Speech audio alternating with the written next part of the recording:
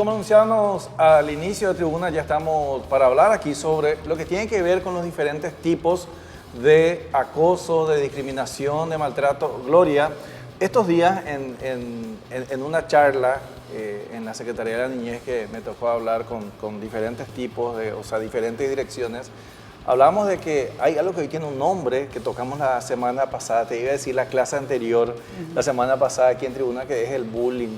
¿Verdad? Antes a vos no te decían, me hizo bullying, pero vos habrás pasado por el bullying también, Sí, ¿verdad? claro, sí. Yo creo que en todos los tiempos hubo y hemos pasado, solamente que eran diferentes también. Y es tan importante ahí el rol de los docentes, una vez más, tantas cosas les decimos que son responsables los docentes, pero son responsables muchas veces los docentes en las escuelas cuando ven un maltrato, un acoso o una discriminación entre niños, por más que estén en el jardín. Sí. Y ni qué decir, un poco más grandes, de cortar con eso o de apartar de hablar. Un tema que nos gusta hablar porque hay que seguir hablando y hay que seguir insistiendo para evitar, erradicar ese tipo de maltratos. Y uno de los maltratos que justamente a raíz de este programa de la semana anterior nos escribía y nos decía Diego Bazán, un activista de la organización Todo Mejora, de que también tenemos que hablar de este tema que tiene que ver con la discriminación, el bullying que existe hacia las personas de orientaciones sexuales diferentes. Hasta la forma en que hablamos tenemos que entender, ¿verdad? Cuando hablamos de homofobia y de diferentes maltratos. Diego, ¿cómo estás? Gracias por estar aquí. Hola César, gracias por la invitación y bueno, estamos aquí para hablar sobre el tema. Bueno, vos estás en la organización Todo Mejora. Sí, es una organización que trabaja en educación y derechos humanos y la prevención del bullying homofóbico. Nos centramos en lo que es educación porque sabemos que es importante desde la adolescencia educar en derechos humanos y enfocándonos en la parte LGBT y en tratamientos o contenciones psicológicas a chicos que están necesitando o de escasos recursos vía redes sociales y en algunos casos presencial. Bueno, y sobre todo que esto es tan complejo, César, porque el problema no es solamente la sociedad. El problema también es la familia, tu entorno. O sea, tú primero de salir, pues finalmente tu sostén, siempre se dice, yo he llegado aquí porque mi familia me apoyó. Claro, y ¿qué pasa eso si tu familia no te apoya? Claro. Bueno, para eso justamente también agradecemos la presencia a Luis González, psicólogo clínico. ¿Cómo estás, Luis? Buenas, muchas gracias por la invitación. Un placer estar acá con ustedes. De antemano ya les agradezco por el espacio que nos están dando. Sobre todo por tratar de este tema tan delicado que tanto le cuesta al paraguayo, ¿verdad? No solamente acá en Asunción, sino también en el interior, ¿verdad? Donde sí es una situación un poco más intensa. Justamente hace poco estuvimos con Diego en la ciudad de Caazapá y pudimos percibir diferentes tipos de opiniones en cuanto a las personas del interior, ¿verdad? Por un lado pudimos ver personas que realmente nos recibieron de maravilla de la comunidad LGBTI, como también personas heterosexuales, y por otro lado también personas un poco más reácidas, personas que tal vez por algún grado de desinformación o de algunas creencias erróneas tienen algunas actitudes hostiles. Entonces, le agradezco ya de antemano, celebro que podamos estar acá para debatir un poco sobre este tema. Bueno, justamente ahí, ¿verdad? Tenemos que hablar de la historia del antepasado. Existen libros, existen estudios de que hablan de que finalmente esta era una enfermedad, Diego. Partamos de ahí, ¿verdad? Y muchos siguen pensando que lo es, lo rechazan y directamente hasta a veces prefieren la muerte de sus familiares en vez de aceptarlo. Sí, bueno, hace cuestión de 40 años más o menos que la homosexualidad se fue sacada de la lista de enfermedades mentales. Y fueron 40 años de luchas, de conquistas civiles, derechos en diferentes aspectos, ¿verdad? Partiendo desde la parte social, psicológica, a la parte económica, laboral, y el sumum de todas esas conquistas es el matrimonio igualitario, que es cuando ya una pareja quiere formar una familia, y de ahí también viene la adopción.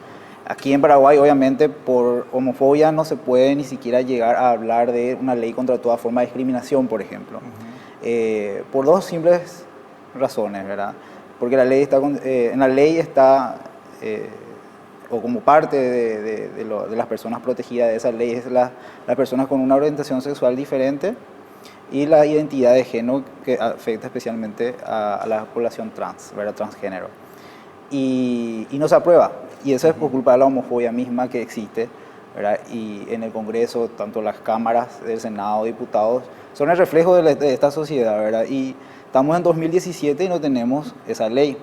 Hace 10 años que se presentó, prácticamente cada año se estudia, se evalúa y se vuelve a archivar, o años de por medio, pero no se puede avanzar una ley tan básica como es la de una protección contra la discriminación, que a su vez no es punitiva, sino que es una ley que lo único que hace es educar a la gente que no entiende, o que tiene cierta duda, o por lo menos hacerle entender que todos somos iguales y somos sujetos de derecho, y que lo único que tiene que primar es el respeto por sobre todo, ¿verdad? Pero yo creo que también hay una cuestión cultural muy fuerte.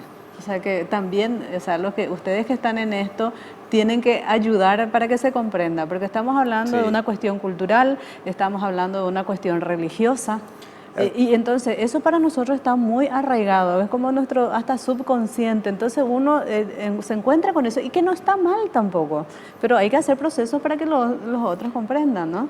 Claro, eso justamente es lo que la ley contra toda forma de discriminación quiere hacer, ¿verdad? Es educar. Es llegar a esa gente que le falta la información necesaria para poder comprender, o por lo menos entender o tolerar a la comunidad LGBT en sí, o cualquier otro tipo de situaciones discriminatorias, ¿verdad? Porque saben que no solamente la comunidad LGBT sufre bullying, sino que todo tipo de personas que no son acorde a estereotipos sociales aceptados, por decirte. Y no se le busca castigar a nadie, ni multas, ni meterle preso a nadie, sino que solamente es educar, y no se puede aprobar, o sea, por culpa de la homofobia no se aprueba, por darte un ejemplo sencillo, sin hablar de matrimonio igualitario o de otro tipo de derechos. Y ahí es importante el acompañamiento psicológico. Luis, bueno, sos joven, me imagino que hace poco estarás ejerciendo la carrera, y decidiste optar por esta área, por eso estás en la organización, o paralelamente también haces clínica. Paralelamente también hago clínica, ¿verdad? Pero sí estoy muy interesado en esta área, ¿verdad? Básicamente, por lo que dijo Diego, ¿verdad? Aparte de lo que tiene que ver la educación digamos, el establecer leyes, digamos, parte del Estado, también es importante de nuestro rol de psicólogo, la educación en cuanto ya desde pequeño, ¿verdad? Ayudar a los padres, ayudar a los chicos, ¿verdad? En las instituciones. Entonces, me parece que como psicólogo también ese rol es muy importante. Por ejemplo, el tema ¿cuál es, en qué momento es, digamos, una dificultad para una persona al sentirse y asumir? Supongo que esos son los primeros procesos, ¿no? Entonces, ¿cómo hacer? Porque yo creo que todos los papás le queremos a nuestros hijos, mucho más allá de todo, ¿no? Y yo creo que por ahí viene como esa es tu primera realidad, después viene la sociedad y demás, pero primero viene tu familia. Claro, claro. El tema también es que es un poco complicado eso, porque es cierto, es importante la educación de los padres a los hijos, pero también te encontrás con ese entorno tan difícil, no solamente acá, sino en diferentes otros lugares. Te doy un ejemplo. Vos te vas a un partido de fútbol, por ejemplo, el Cerro Olimpia, ves un padre con su hijo de 5 6 años, y vos ya estás viendo que él está cantando, los de Cerro son todos, los de Olimpia, esto, ¿verdad? Entonces, es un proceso complicado, pero que se puede realizarlo ya desde pequeño. Algo cultural, obviamente, va a forzar, va a costar eso, pero es algo que se puede hacer, que se debería hacer ya desde temprano. Y sí, o sea, en ese sentido, por ejemplo, ¿y cómo ayudar? Porque, insisto, se puede coexistir, y creo que ustedes tienen como que muchas diferencias en el sentido que uno dice matrimonio, y bueno, van por el matrimonio, después van el matrimonio, bueno, y por ahí todo el mundo estamos de acuerdo, sí, cásense, no hay problema, pero después dicen, bueno, podemos adoptar chicos, y ahí ya otra vez volvemos a decir, a generar, digamos, diferencias. Son procesos que hay que finalmente, y hablarlo, ¿no? Claro, en nuestro caso, institucionalmente hablando, nuestra prioridad no es el matrimonio todavía, ¿verdad? O sea, ojalá en algún momento podamos debatir en eso y centrarnos en eso, pero creemos que hay ciertas cosas básicas primero que hay que atender, como es la ley contra toda forma de discriminación, que es lo primordial, lo urgente para casi la mayoría de las organizaciones que trabajan en esto, y después ir viendo conquistas laborales, las mismas, porque los heterosexuales tienen hasta con niveles de concubinato ciertos privilegios que muchas empresas dan a sus empleados, ¿verdad? O créditos, o pueden comprar electrodomésticos, cosas que entre me parejas... decía esto de una compañera que si vive en concubinato o está casada, es mejor para sacar crédito. O sea, eso yo no sabía, por ejemplo. Sí, hasta eso hay. Hasta eso, ¿verdad? Y eso no hay para la comunidad LGBT. No puede sacar más plata. No hay así para de parejas claro. gays y lesbianas un sistema de apoyo económico desde financieramente hablando, porque no hay una ley también que exija a los bancos ser inclusivos. Claro. Porque no somos, o sea, no hay muchas parejas, no son miles de parejas como los heterosexuales, pero existen las parejas LGBT y también tienen sus necesidades y tienen sus sueños o sus metas, y muchas veces lo tienen que hacer por separado porque no hay un producto financiero, por darte un ejemplo, que pueda ayudar a que eso se haga realidad, ¿verdad? Un sueño se haga realidad. Eso, por ejemplo, son cosas que nosotros sí queremos, nos preocupamos y sí queremos empezar a ayudar a la comunidad a conseguir. O sea, usted tiene las mismas necesidades que todos tenemos. Claro. Por, qué sé yo, el derecho a la primera vivienda, por ejemplo. Sí. Claro. O no pagar alquiler. Sí. También, Porque ¿no? hay ya otra forma de discriminación entonces.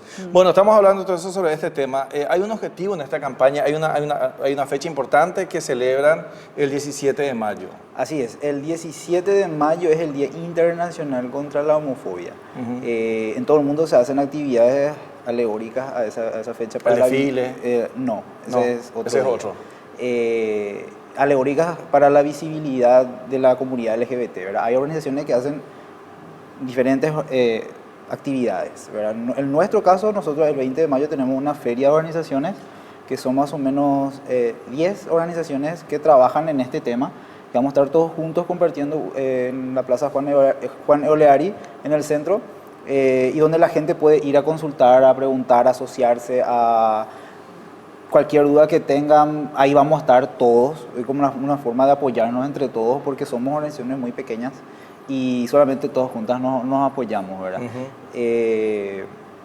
También a la par vamos a tener música, danza, teatro y actividades de entretenimiento durante 4 horas más o menos, de 10 a 4. Y eso es lo que queremos nosotros, de esa forma queremos visibilizarnos y hacerle entender a la gente que también la comunidad LGBT sufre bullying, que sufre la violencia y la homofobia está presente, pero queremos dar una respuesta a la ciudadanía diferente, ¿verdad? Que es de esa forma más amigable, como para que puedan ir a preguntar, a consultar, cualquier duda que tengan, sin miedo, entre varias organizaciones. Entonces uno va eligiendo dónde quiere ir a preguntar, y también eso hace que todos sean visibles, ¿verdad? Todas las organizaciones sean visibles. Sí, una de las cosas que nos decías un poco al inicio es, imagínate, nos contabas que estuvieron haciendo unas jornadas en Cazapá y ya están organizadas. O sea, eso quiere decir también que hay más conciencia, porque estamos hablando de un tema que por lo general se considera que solamente va a encontrar atención o lugares de contenciones en Asunción, ¿verdad? Pero si me hablas de Cazapá, probablemente también hay otras ciudades más... son sociedades tradicionales, claro, también, son muy tradicionales, y conservadoras. O sea, justamente hoy hablamos del patriotismo, y Cazapá siempre nos tiene que ver con eso, ¿verdad? Con una sociedad sumamente conservadora y bueno, no es lo mismo que hablar de Asunción, Encarnación o Ciudad del Este. Claro, eso es resaltante lo que dijo mi compañero. Nosotros nos invitaron ahí para una feria y unas charlas a jóvenes de la zona. Es impresionante la aceptación que hay entre muchos jóvenes, o sea, entre chicos de 15 a 25 años. Hay como una tolerancia bastante agradable, diría yo, ¿verdad?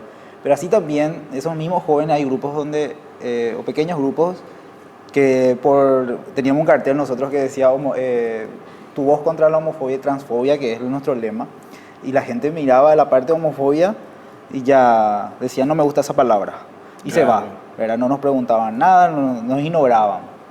Y nosotros decíamos con Luis, qué increíble, y son jóvenes todavía. Y por eso hablábamos del chip, de la tradición también, ¿no? Eran chicos de 13 a 15 años que automáticamente rechazaban y no querían preguntar, tenían que preguntar como parte de la actividad del grupo, y pasaban de largo. Y a la fuerza más o menos los organizadores le dicen, no, tienen que preguntar lo que ustedes tienen dudas. Es lo que siempre se dijo, Luis, el tabú. Era mejor no hablar de esta palabra, inclusive mejor dejarlo nomás ahí, dejar nomás que pase o no. Claro, es súper común eso del tabú, ¿verdad? Y lo que a mí también me llamó la atención es generalmente las personas tienden a, digamos, a llevarse un poco con el tema de la religión, ¿verdad? Que no hay que generalizar el tema de la religión, o sea, no hay que decir que tal sector de tal religión está cerrado totalmente a la comunidad LGBTI, porque no es así. Por ahí a veces se tienden también a generalizar eso y en realidad, como nosotros vimos ahí, por lo menos en el interior, para nada, ¿verdad? Pero la verdad que tuvimos una percepción muy agradable. A mí personalmente me sorprendió eso, viniendo del interior y que tanta gente tenga tanta atención y predisposición, ¿verdad?, hacia el tema. E incluso ya hay chicos que nos están escribiendo como para tratar, ¿verdad? Y Luis es el que se carga con eso, con otro equipo, de ayudar a los chicos que tienen dudas, y otros ya quieren que vayamos a su colegio para hablar sobre el tema. Y son chicos de 17 años más o menos que están en los últimos años del colegio, que están así inquietos, que quieren, vamos a hablar de esto en nuestro colegio. Pero ese chico creo que no es de Cazapá, de Moisés Bertoni creo que es. Que es una ciudad más chica todavía, que está a unos 20, 30 kilómetros de Cazapá. Y eso es una cosa positiva que encontramos y que nos sorprendieron también, ¿verdad? Bueno, hablar de no este son tema. ustedes los muñay que se van a llevar el problema, ¿verdad? O así. Ojalá que ya veo que después. Ojalá que no. ¿Qué hace la gente, Luis? ¿Qué hace la gente, Diego, si es que necesita ayuda, quiere hablar, necesita orientación o contención psicológica? ¿Hay algún lugar donde puedan buscarles, redes, teléfono? Nosotros ahora principalmente estamos trabajando por redes sociales. Ya estamos ejecutando un proyecto que nosotros llamamos Espacio Seguro, ¿verdad? Que es un espacio a través del Facebook, donde las personas pueden establecer contacto con nosotros, que tienen algún tipo de problema, ¿verdad? Generalmente son de la comunidad LGBTI, ¿verdad?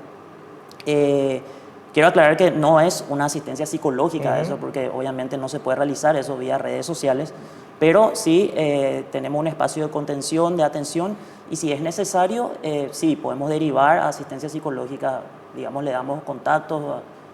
¿Dónde les buscan? ¿Cómo les buscan? Estamos en la página de... el nombre de la página es It Gets Better, está en inglés, It Gets Better Paraguay. Ya. En Facebook, en Twitter, en Instagram. Y la gente también puede escribir en esas redes a consultar. Bueno, muchísimas gracias. Gracias, Diego. Gracias, Luis, por estar con nosotros. Se nos quedó cortísimo el tiempo. También vamos a seguir hablando en Radio Nacional Gloria sobre esto, ¿verdad? Para que la gente tenga, sobre todo números, ¿verdad? ¿Cuál es nuestra realidad de los jóvenes? Porque finalmente ellos son más vulnerables de asumir, no es solamente una asistencia psicológica, por ahí hay finales inclusive dramáticos, ¿no? Familias que pierden hijos justamente por bueno, acá hay números, rapidito. Tenemos unos números que compartir. Sí. Bueno, por darte un ejemplo, son estadísticas a nivel sudamericano, un estudio que se hizo en Chile, ¿verdad? Por decirte, el acoso a personas heterosexuales es 19%, ¿verdad? Y 19% llega el acoso a heterosexuales. O sea, 19% de las personas son víctimas del acoso. Son víctimas. En cambio, la comunidad LGBT, el 90%. Hay una disparidad y una diferencia abismal, ¿verdad? O, por decirte, tienen experiencia de quedar en la calle, ¿verdad? Heterosexuales un 4% contra un 45% de la comunidad LGBT. O sea, de 100, 45 tienen experiencia de haber sido expulsados de sus casas. De sus casas, sí. Por darte un ejemplo. Y por A o B motivo. En este caso, por homofobia o algo que tenga que ver con la familia. Pero los heterosexuales un 4%, ¿verdad? O lo peor de todo, que han pensado en suicidarse, el 8% de los heterosexuales pensaron alguna vez en su adolescencia en suicidarse por algún problema.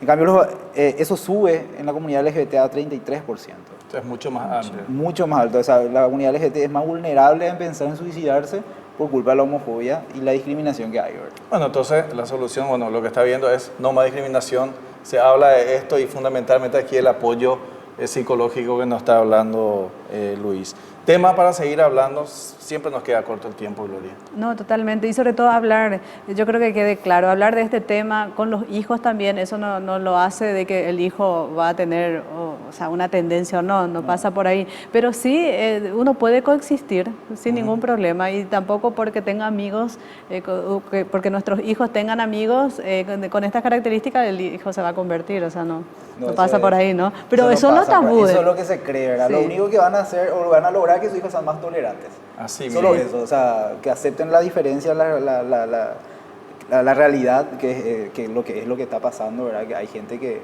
le gusta varones que le gustan los varones y mujeres que le gustan las mujeres. Esa es la realidad.